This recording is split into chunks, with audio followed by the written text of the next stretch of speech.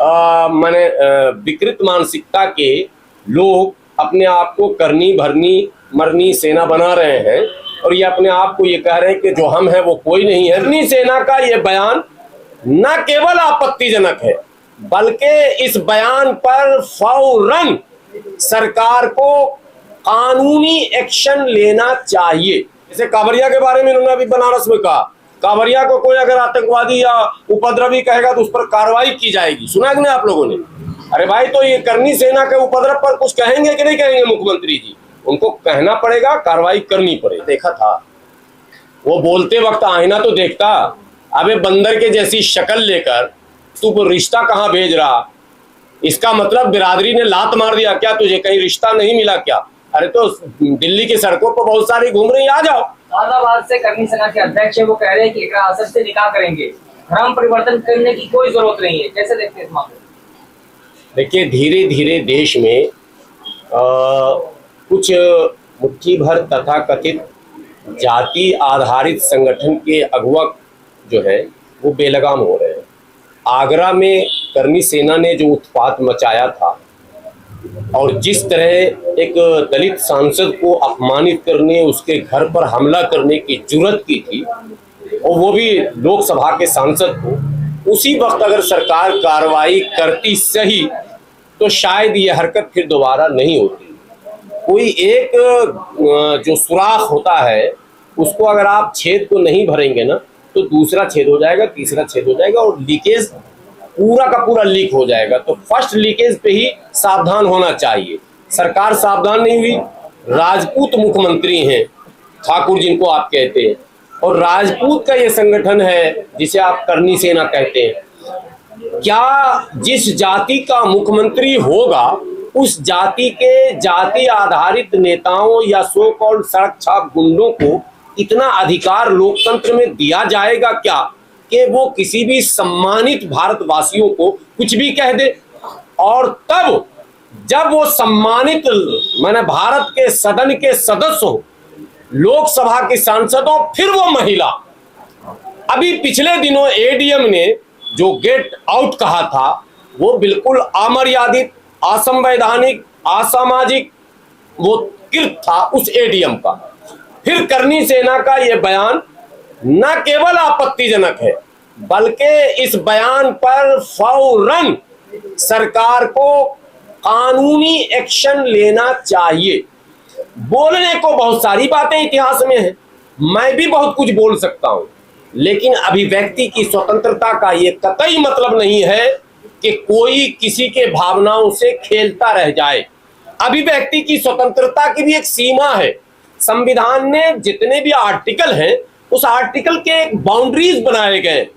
ऐसा नहीं है कि हम बेलगाम होकर कुछ भी कर लें ये कहकर कि ये मेरा मौलिक अधिकार है। लेकिन सर सवाल ये है कि ये किस मानसिकता के लोग हैं कि एक महिला सांसद के लिए इस तरह का जो है विचार रख रहे हैं, तो एक आम महिलाओं को लेकर के क्या सोच रहे हैं? नहीं, इसमें पुलिस प्रशासन, सत्ता पे बैठे लोग और जुडिशियरी तीनों कहीं ना कहीं कमजोर पड़ता दिख रहा है। जो निचली अदालतें हैं ये इस तरह के मुकदमे पहले ज्यादातर सेशन में एमएम में जाते हैं, फौरन हाई कोर्ट और सुप्रीम कोर्ट तो जाते नहीं है। सेशन में निराशाजनक निर्णय आते हैं। ऐसे गुंडे मवाली, ऐसे सड़क छाप, ऐसे अभद्र भाषाओं का उपयोग करने वाले लोगों पर अगर निचली अदालतें लगाम लगा देती या फिर शासन प्रशासन सत्ता पर बैठे लोग एसओ और डीएसपी और एसपी या एसएसपी या एडीजी और डीजी या डीजीपी, अगर यही लोग लगा देते लगाम तो ये मामला कभी तूल नहीं पकड़ता।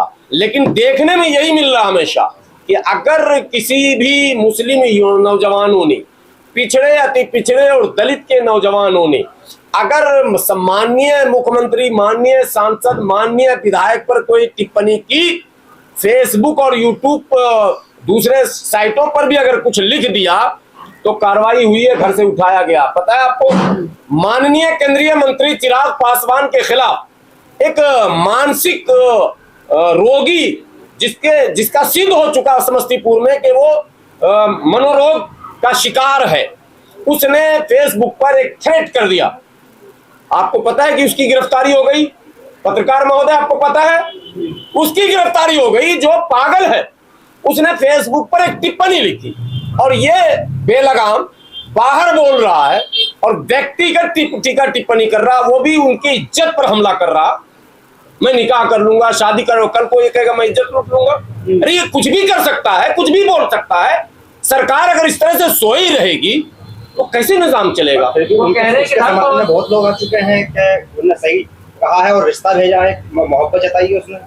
नहीं, मैं कह रहा हूं पागलों की भीड़ कितनी बड़ी बढ़ रही है कि उसके बाद भी ऐसे लोगों, ये देश में क्या प्रचलन है, गांधी जी को गाली देने वाले के समर्थन में लोग, नेहरू को गाली देने वाले के समर्थन में लोग, इंदिरा गांधी को गाली देने वाले के समर्थन में लोग, बाबा साहब को गाली देने वाले के समर्थन में लोग। यहां हो क्या रहा? सरदार पटेल को गाली देने वाले के समर्थन में लोग। और तो और धर्म से जुड़े जो महापुरुष हैं, नबी, पैगंबर, मैसेंजर, दूत जिन्हें हम कहते हैं, उनके ऊपर अभद्र टिप्पणी करने वालों के पीछे भी समर्थन में लोग। ये विडंबना है, बहुत गलत परंपरा है। इस पर विराम लगना चाहिए, रोक लगना चाहिए, नकेल लगना वो कह रहे चाहिए। हैं कि असदुद्दीन ओवैसी से वो जीजा सुनना चाहते हैं, वो इकरा हसन से शादी करेंगे। यानी ओवैसी को भी समेट लिया उसने। अकबरुद्दीन भी हाँ, दोनों भाई के लिए। नहीं ठीक है, ये सरकार को संज्ञान में लेना पड़ेगा कि इस तरह के माने विकृत मानसिकता के लोग अपने आप को करनी भरनी मरनी सेना बना रहे हैं और ये अपने आप को ये कह रहे हैं कि जो हम हैं वो कोई नहीं है, मेरा तो बाबा बैठा है। कल मैं एक चैनल पर था, भाजपा के प्रवक्ता ने कहा कि बाबा के राज में किसी की हिम्मत नहीं है कि चूं करे। मैंने कहा इसका मतलब लोकतंत्र पर आपकी आस्था नहीं है। बोला नहीं करके देखो। मैंने कहा मैं तो विरोध कर रहा हूं, मैं विरोध कर रहा हूं बाबा की नीतियों का, बताओ क्या करोगे? मैंने कहा तुम मैंने बल का प्रयोग, जो अंग्रेजों की हुकूमत थी जिसमें कोई कुछ नहीं बोल सकता, या फिर मुगलों की थी, ये जो बोलते हैं ना बाबर, अकबर और औरंगजेब, सबके आत्मा शर्मा जाएंगे। ये जो जिस रास्ते पर ये लोग चल रहे हैं, ऐसा नहीं होता है। ये देश संविधान से चलेगा, संविधान का राज है, लोकतंत्र जो है यहाँ है, लोकतांत्रिक व्यवस्था है। इकरा जी को इसलिए भी टारगेट किया गया क्योंकि वो मुस्लिम सांसद हैं और जो इस तरह के इनके जो भक्त हैं उनको खुश करने के लिए। देखिए ये भी एक विचित्र सवाल है। इकरा हसन सांसद मुस्लिम जरूर है, लेकिन उनके मतदाता तो हिंदू भी हैं। दुनिया जानती है वो गूजर हैं, वो गूजर हैं। इकरा हसन गूजर है और गूजर ऐसे वैसे नहीं है, प्रमाणित है। जो भाजपा के नेता प्रतिद्वंदी हुकुम सिंह स्वर्गीय लड़ते थे उनके पिता के सामने, वो और वो दोनों चचेरे भाई हैं, यानी परदादा ही इन दोनों के भाई थे। बहुत लंबा इतिहास नहीं है।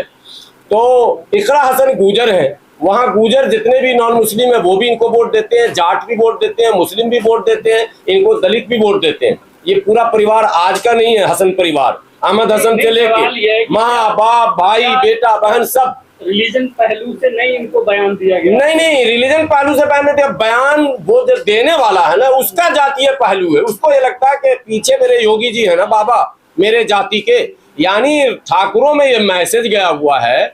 और जब सपा की सरकार थी तो कुछ यादवों को भी ऐसा लगता था, हल्का फल्का, परसेंटेज कम था, वो भी अपने आप को सामंतवादी बन गए थे। वो भी कुछ न कुछ उल्टा पुल्टा करते थे, ये सोचकर के मेरे तो यादव जी है बैठे हुए। ये मानसिकता त्यागनी होगी और इसकी शुरुआत बाबा को करनी पड़ेगी। योगी जी को स्वयं पहल करना पड़ेगा कि आपकी जाति के लोग जो आतंक मचा रहे हैं, जो उपद्रव फैला रहे हैं, जो द्वेष घृणा फैला रहे हैं, जो नफरत फैला रहे हैं, जो एक दूसरे को अपमानित कर रहे हैं और ये कह रहे हैं कि मेरा कोई बाल बांका नहीं करता है, आपको उस पर स्वयं कार्रवाई करके, कठोर कार्रवाई करके, जैसे कांवरिया के बारे में इन्होंने अभी बनारस में कहा, कांवरिया को कोई अगर आतंकवादी या उपद्रवी कहेगा तो उस पर कार्रवाई की जाएगी। सुना कि नहीं आप लोगों ने?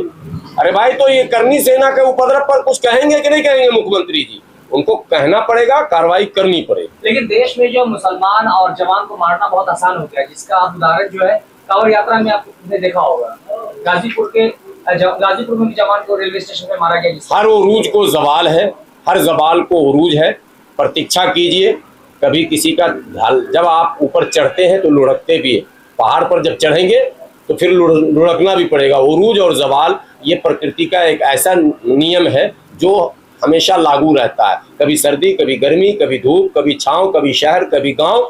तो ये कोई सोच लिया कि अब हम सत्ता में आ गए तो अब हम जाएंगे नहीं, ऐसा कभी नहीं हो सकता है। बदलाव प्रकृति का नियम है, बदलाव होगा।